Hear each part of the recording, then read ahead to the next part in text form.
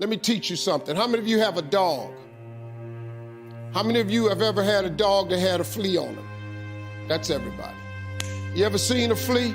One of the smallest insects. Really small, one of the smallest insects. But for his height and size, and flea has the highest vertical leap in nature for an insect. A flea can jump, has a 36-inch vertical.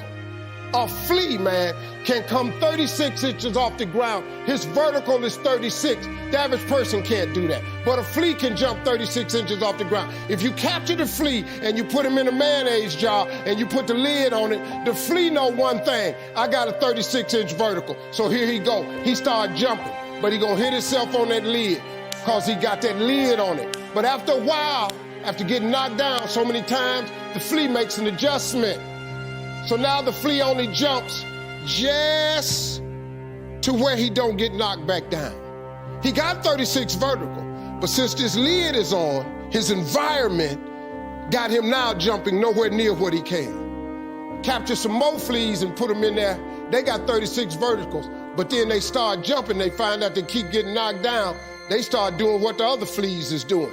Next thing you know, I got a jar full of fleas in there, ain't even using a 36-inch vertical because they got a lid on the jar. Them fleas have babies. Them babies is born into the conditions of the environment. So now guess what? The flea is born with a 36-inch vertical, but because he see his mama and daddy and all his cousins and friends jumping just barely to the roof, you know what he do? He duplicates that behavior. The flea never reaches his potential. Until you take the top off of your mayonnaise jar, you're gonna duplicate your surroundings. If you take an oak tree seed and you put it in a 2-foot pot, that seed will never become the oak tree that oak trees are capable of becoming because it's gonna get stifled by the 2-foot pot. Now check this out, ain't nothing wrong with the seed. Seed just fell prey to the environment. You are a seed from God. God made you in his likeness. He big, he vast.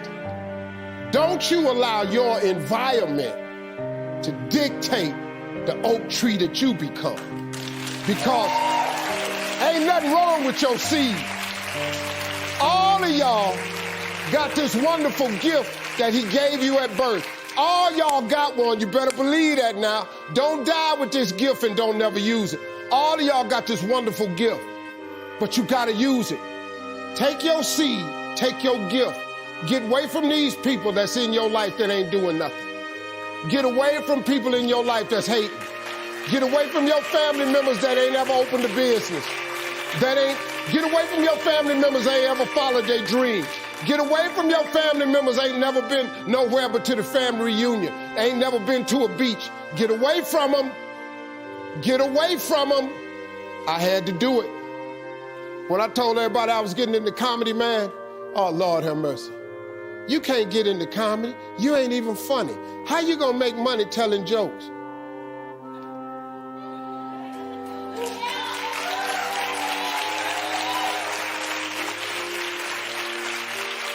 Now, in the beginning, it looked like they was right, but I never gave up. All I did was identify this gift. I worked. I wrote all of my visions down. I read them every morning and every night. And I instilled them in my head. And every time I met somebody, they say, hey, man, what you trying to do? I would tell them one of my visions.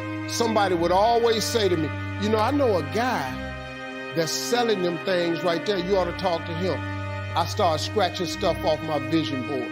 My vision board is so vast now. If I showed you what was on it, you wouldn't even believe it. Because I dream so big. I want so big because the God I serve is big. He's not a small God. He's a really, really big God. He does really, really big stuff.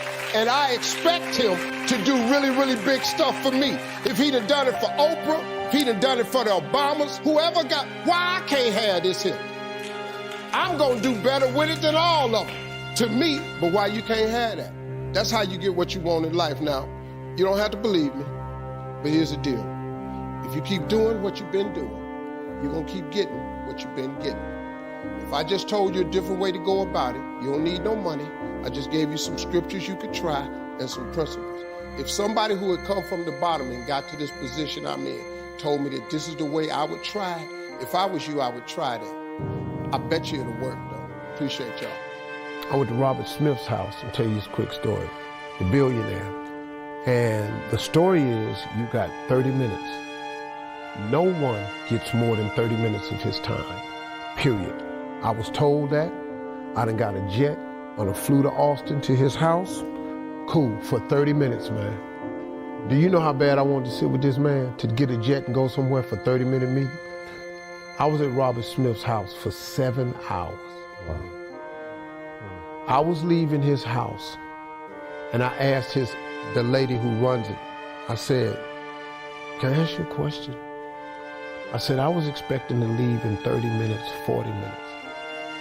I said, why was I in this man's house for 7 hours? She said, you know why, Steve? She said, because you're the first person that sat with him for 20 minutes and ain't asking for no money. The biggest thing Robert Smith taught me was to scale up. Everything you saying, Steve, scale it. You want to bring 300 boys to your ranch? How do you bring 3,000 to your ranch? You bring 3,000, how do you bring 30,000? You want to change 30,000 lives? How you change 300,000 lives? He taught me that valuable lesson. And me and Robert Smith, we've been friends ever since, man. And when he gave that money to Morehouse and paid off all them loans, you know he meets with them brothers once a month? He meets with them once a month. I was on the yacht for my birthday. He called me and said, Steve, I need you to join this call with me on Thursday night. Man, ain't no problem. Got on the lunch with him and got in on the Zoom call with him.